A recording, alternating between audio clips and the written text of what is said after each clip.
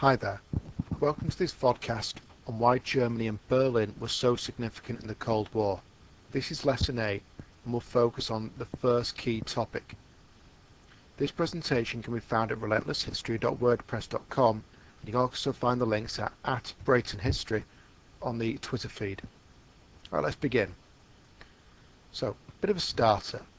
Have a think. What do you remember about sphere of influence? Where was that phrase used? When can you remember it being used? What does it mean? See if you can think that one through. Satellite state. The Truman Doctrine. The Marshall Plan or Marshall Aid. Cominform. Comincom. Okay, let's move on. The presentation objectives today. You've got to look at having an overview of the importance of the changing role of Berlin and the development of the Cold War. Really, actually, Germany as a whole. You should aim to try and create some notes about Berlin 1945 to 49 and think about the future that Berlin will have, because this will help you for your next lesson on the Berlin Blockade. Okay, so why was Germany so controversial? Well, it really harks back to the Second World War.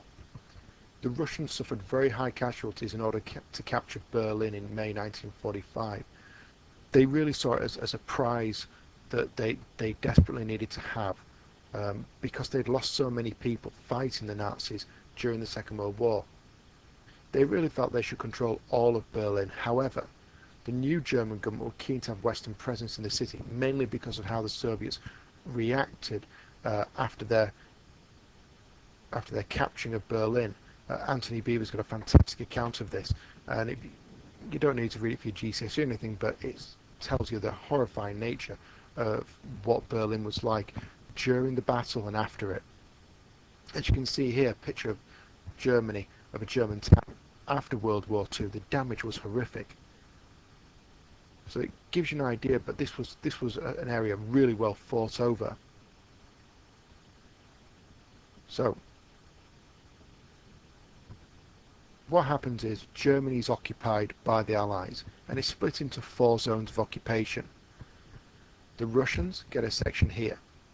The British have a section, the Americans, and the French.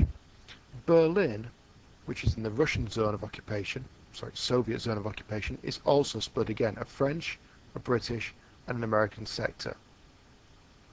Now, already, almost straight away, there is a divergence of aims and intent. Britain and America wanted Germany to recover economically. They remembered what happened with the Treaty of Versailles. However, the Russians had gained the right to take away 10% of the industrial equipment in Western Germany and whatever they wanted within their own zone of Eastern Germany. This was principally because actually most of the industry was in the West and actually the majority of the people. So otherwise, they didn't think they'd be able to rebuild Russia or the Soviet Union following the end of World War II. Now, because of this zone of occupation in Berlin, it becomes a symbol of the clash between the two economic and political systems in quite a small area. Berlin, on the western half, is an area of freedom, of investment, of capitalism, and in the eastern side, in East Berlin, it's one of oppression, Soviet control. It's one where there is a lack of investment. If anything, they're robbing from them.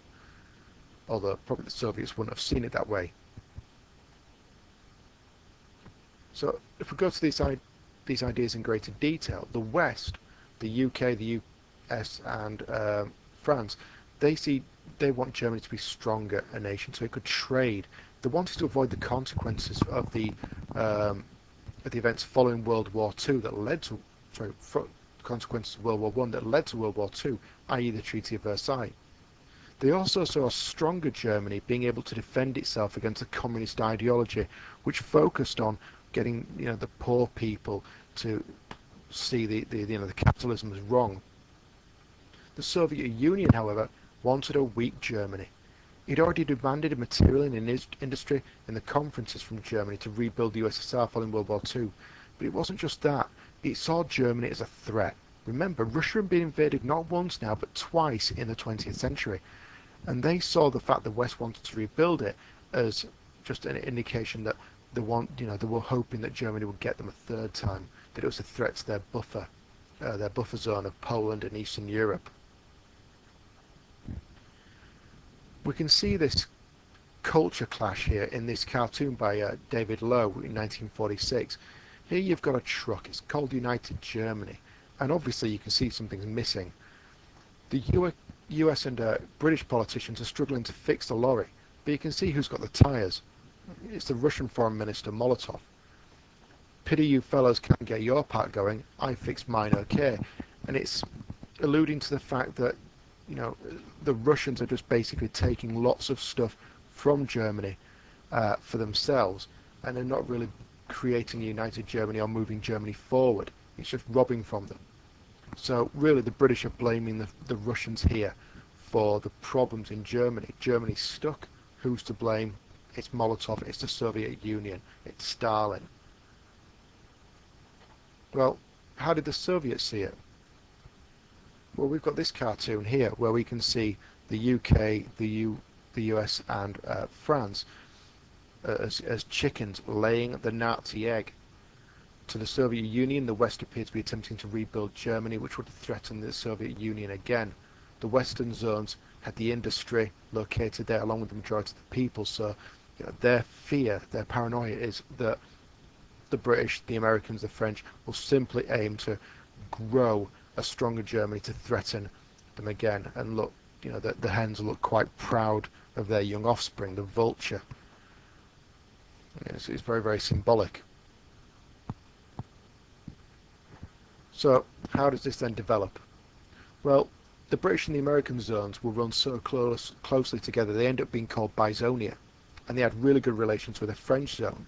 In fact, later on it becomes Trizonia, shortly before it becomes West Germany. In 1948, the Western Allies start to make the three zones a democratic capitalist state, and this is increasing the tension with USSR because it simply just reaffirms that belief Stalin has about the intent of the Allies against the Soviet Union, especially since he wasn't consulted on the changes, which was kind of actually one of the things that was supposed to happen. So, revision questions. Why do you think Berlin was divided into 4 zones? Was it a good idea? How could it be seen as a bad idea? Can you remember the name of the US-British area that worked closer together? And how many zones made up Germany? If you can answer these questions, you're going to have a good narrative, and it should help you to understand why was Germany and Berlin such a controversial issue. Okay, well, I hope that's been useful for you. Remember that this and other podcasts can be found available at relentlesshistory.wordpress.com and also linked into the Twitter channel. This will be available also as a PowerPoint for you to be able to download and have a look at using the OneDrive files. So thank you for listening and good luck with your exams.